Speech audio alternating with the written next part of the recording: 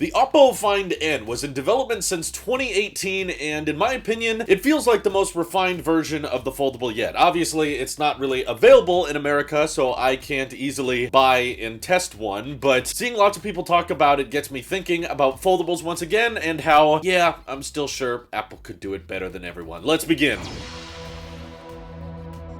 If you're annoyed or disappointed by that statement, I encourage you to look at the rest of the videos on my channel. Yes, I'm known for being an Apple sheep, and I certainly love iOS software. iPadOS leaves much to be desired for me, but having reviewed the Z Fold 3 in the past, I realized that foldables are not necessarily the future of all smartphones, but they probably will remain a segment for certain people who are willing to shell out that extra money, people who appreciate the added tech, and in my opinion, it's not necessarily for the mainstream, but what Oppo has done with the Find N, in my opinion, fixes one of the biggest issues I've had with both the Z Flip and the Z Fold 3, which is aspect ratios. In order to get an adequate unfolded display, you usually have to compromise on that external display quite a bit, and to me, the Samsung Flip and Fold series were always just obnoxiously tall. It was like, unfolded, it's really, really big and not that easy for one-handed use, and on the Fold, it felt like a TV remote phone. I've never seen a display so tall and skinny, to the point that a lot of the time it was just not natural and normal to use. The Oppo Find N, I want to give some actual credit for it, even though it's only available in China, because they're actually doing, and they came to the same conclusion I came up with, which is that we need to prioritize the outside display feeling as normal and as natural as possible. And I feel like that's what they did. They have a very symmetrical, single-sized bezel all the way around, and for the most part, from that front, you wouldn't even be able to notice that it's actually a foldable. And it's maybe a little bit flatter than what we're used to in today's smartphone world, but I'm okay with that because I think most Androids have gotten too tall, and even iPhones I think got a little bit taller than they needed to. But what's interesting about the Oppo Find N is that folded up, it's basically a similar size display as the iPhone 12 and 13 mini. And then unfolded, you have an over 7-inch display, so if the biggest emphasis and the biggest selling point foldables are trying to go for is like added practicality because you can have more screen real estate with you on the go and it's more portable, then emphasizing the smaller form factor I think is the right way of going about it, because that means it fits in your pocket easier, it's not as thick, it's not as heavy, and of course it's still usable without you having to unfold the display, unlike the Z Flip, which gives you very, very basic and light tasks when it's folded up, meaning that opening it up is kind of necessary and required every time you pull it out of your pocket. With the Oppo Find N, I feel like not so much. It's like you can use it normally, you can have a regular size keyboard, and you could still probably easily use it with one hand and one thumb, and then when you have the extra time, unfolding it won't be as big a burden. So besides it being restricted to a specific market and not being available here, I still think that this is likely the best way to go about doing a foldable. It is impressive that the specs are decent. You know, it's got a larger battery than the Z Fold 3. Internal display is 120 Hz, outside display is 60 Hz, and it starts at around $1,400 equivalent over in Asia. So it's certainly still on the higher end of phones, but again, nearing that premium segment that still sells pretty well. But that's what I have to remind people at the end of the day. When it comes to flagship smartphone sales, Apple still dominates pretty heavily in terms of what people are willing to shell out thousands of dollars for. You know, Android is more popular globally, but most of that is because of phones sub $500 selling really, really well in lower income countries. So what that basically means is Apple is able to capture more of the middle class and upper class smartphone purchases. So when you start selling Android phones that are over $1,000, they make up an incredibly small portion of the market, and Oppo probably knows that, which is why they're not producing that many of these phones, and a lot of people are trying to buy them secondhand because they're sold out so quick. The downside, unfortunately, of making this like smaller phone when folded up and small tablet when unfolded is that unfortunately the 12 mini and 13 mini series, as far as we're aware, haven't really been selling that well. I mean, most rumors right now are pointing towards Apple ditching the mini line of iPhones next year, and instead of having a smaller option, they're going to have a bigger option, like a 14 Max or whatever you want to call it. And I think that primarily isn't because the phone itself is that bad, it's mostly just because people who are buying a more expensive phone expect it to be bigger, expect it to have a bit more of a wow factor, and who knows how well the 12 mini and 13 mini would have sold if they started at $500 or $400 instead, right? Maybe if we get an iPhone SE in the future that's similar to the design of the 13 mini, we could find out what those sales would look like. But if you're charging charging top-tier prices and still giving people a fairly compact display, market trends, at least so far, seem to prefer the larger screens. And even when unfolded, 7.1 inches is pretty insanely small. I mean, even before the iPad mini got refreshed, it was a 7.9 inch display, and that was already known for not